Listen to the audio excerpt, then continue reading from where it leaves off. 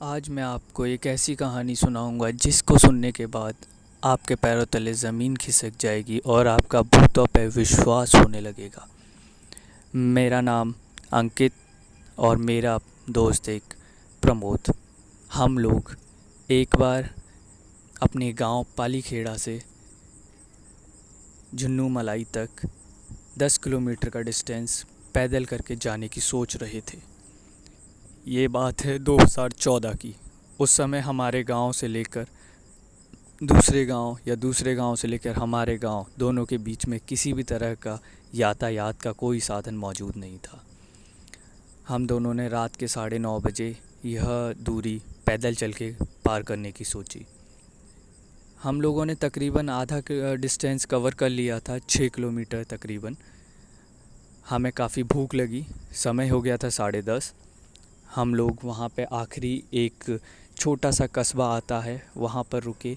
हमने कुछ खाया एक ढाबे पर और समय हो गया था तकरीबन 10:30। हम 10:30 बजे वहाँ से चल दिए। तकरीबन 2 किलोमीटर और चलने के बाद हम 8 बजे करीब 11:30 बजे करीब हम लोग पहुँच गए थे गांव से थोड़ा सा बाहर, जहाँ पर एक शमशान घाट पड़ता है। उस शमशान घाट और उसके बगल में एक आम का बाग पड़ता है। हम लोगों ने सोचा इस आम के बाग से चलेंगे तो 2 किलोमीटर का बचे हुई दूरी जल्दी हम तय कर लेंगे और शमशान घाट से भी दूर रहेंगे। हमें उस समय भूतों पर कोई विश्वास नहीं था, ना ही हमें कोई डर लगता था।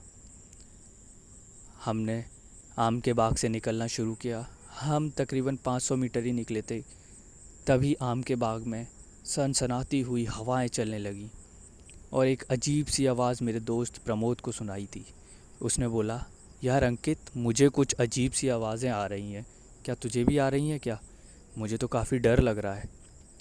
मैंने चारों तरफ देखा और मैंने बोला, तेरा वहम है पागल, तू डर गया है। चलता रहे, 1.5 किलोमीटर और बचा है, 10 मिनट में पूरा कर लेंगे हम लोग। अभी तो हम लोग जवान हैं, चलते हैं। हमने चलना शुरू किया, तभी मुझे भी कुछ आवाज़ें सुनाई देने लगी पीछे से। आवाज़ें कुछ इस तरह की थी, रुको, कहाँ जा रहे हो? ये आवाज़ें सुन के मैंने उसे बोला, प्रमोद भाई, मुझे भी अब कुछ आवाज़ें सुनाई दे रही हैं, अब तो मुझे भी डर लग रहा है। चल थोड़ा तेज़ तेज़ चलते हैं। हम लोगों ने तेज़ तेज़ चलना शुरू किया। तभी आगे बीच में एक पानी का नाला जैसा भरा हुआ था, जिसमें पानी था बगीचे में। हम लोगों ने उसमें होके निकलने की कोशिश की। वह करीब हमारी छाती तक उसमें पानी भरा हुआ था। हम लोगों ने उसमें से निकलने की कोशिश की तो आगे हमें काफ़ी दिए जैसे दिखे जलते हुए पानी में। हमारा तो दिमाग ही मानो सन्न हो गया हो। मैंने कहा, प्रमोद अब तो कुछ भी हो, अब तो भागना पड़ेगा भाई। हमने भागना शुरू किया। पानी में काफ़ी तेज़ तेज़ हाथ पैर मारे और मानो हमें कोई पीछे खींच रहा हो, हम आगे निकल ही नहीं पा रहे थे। पर जैसे तैसे हम वहाँ से निकले, पानी में से पूरे तरबदर, पानी में कम पसीने में ज़्यादा हम भीग चुके थे। उसके बाद मैंने उसे बोला, आओ देखे न ताओ, बस भागता चल भाई। और हमने 3 तक गिना और पूरी तरह भागते हुए हम उस बाग से निकले।